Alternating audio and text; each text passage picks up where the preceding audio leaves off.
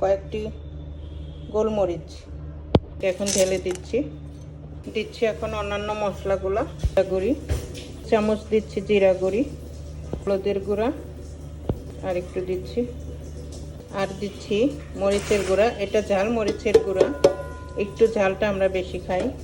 ধনে গুঁড়া 2 চামচ দিচ্ছি, ধনে গুঁড়া। কাশ্মীরি চিলি, এটা কালারের জন্য দিচ্ছি। লবণ, লবণটা আপনাদের পরিমাণ মতন দিয়ে নেবেন। এখন দিচ্ছি তেল, এখন দিচ্ছি পেঁয়াজ কুচি। এখন ভালো করে মিক্স করে মাখিয়ে নিব। মাংসটাকে ভালোভাবে মিক্স করে নিব।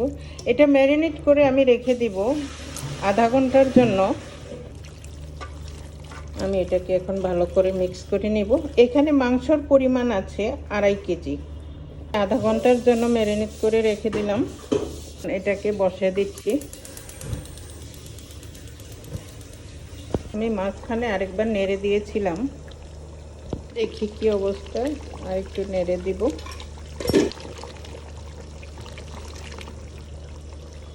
দেখি কি অবস্থা। বসানো হয়ে গেছে। এখন এর মধ্যে আলুটা দিয়ে দিব। আলুটাকে দিচ্ছি।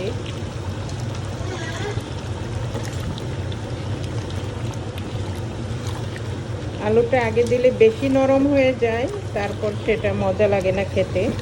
তাই মাংসটা হাফ সেদ্ধ হওয়ার পরে আলুটা দিই আমি। এখন দিয়ে দিব পানি। দেখি কি অবস্থা। এখন দিয়ে দিচ্ছি একটু বেরেস্তা। আগে একটু বেরেস্তা দিলে এক সুন্দর একটা ফ্লেভার থাকে, এর জন্য দিচ্ছি।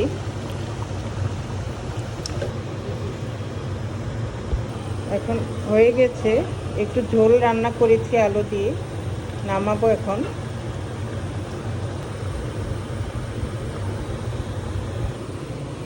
দেখেন বন্ধুরা কত সুন্দর হয়েছে, নামিয়ে ফেলেছি।